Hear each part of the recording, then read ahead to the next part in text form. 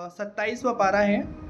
میں آپ کو آیت اس لیے بتا رہا ہوں تاکہ آپ لوگ خود بھی جا کر کے ایک بات چیک کر لیں. اللہ فرماتا ہے یہ آپ کا 27واں پارہ ہے، سورہ حدید ہے. سورہ حدید کی آیت نمبر آپ کی 22 ہے، آیت نمبر 22 ہے. اللہ فرماتا ہے کہ ما اصاب، 27واں پارہ سورہ حدید آیت نمبر 22، ما اصاب من مصیبت فی الارض. اللہ فرماتے ہیں کہ زمین پر جو انسان پر مصیبتیں آتی ہیں، پریشانیاں آتی ہیں، آزمائش ہوتی ہیں، یہ یا اس کی جان پہ کوئی مصیبت آتی ہے کہ وہ پیرالائز ہو گیا یا اس کو کوئی انجری ہو گئی یا پھر کوئی ڈیزیز ہو گئی. اللہ فرماتے ہیں قرآن کریم کے اندر الا فی کتاب من قبل ان نبرأ، ہم نے وہ پہلے سے لکھا ہوا ہوتا ہے.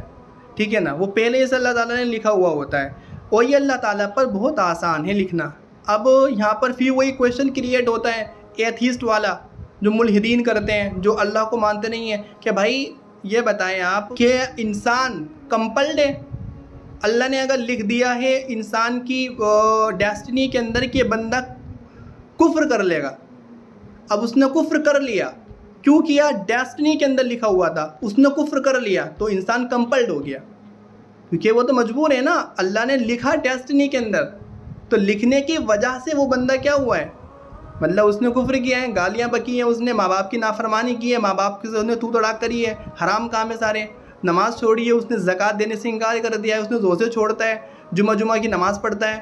وہ اللہ نے لکھا ہوا ہے تو جا رہے ہیں نا وہ، تو یہاں انسان کمپلڈ ہو جاتا ہے. تو یہ چیز آپ یاد رکھیں، اللہ نے جو پہلے لکھا ہوا ہے نا کہ یہ انسان آزمایا جائے گا، تو اس کا مطلب یاد رکھیں آپ یہ ہوتا ہے کہ اللہ تعالیٰ نے ابھی فرمایا تھا کہ وَهُوَ السَّمِيعُ الْعَلِيمُ، یہ آیت تھی شاید، کہ اللہ تعالیٰ سننے والا، بہت زیادہ جاننے والا ہے. ہمارا یہ بلیف ہے اللہ تعالیٰ کے لیے کہ اللہ تعالیٰ ہر چیز کا جاننے والا ہے.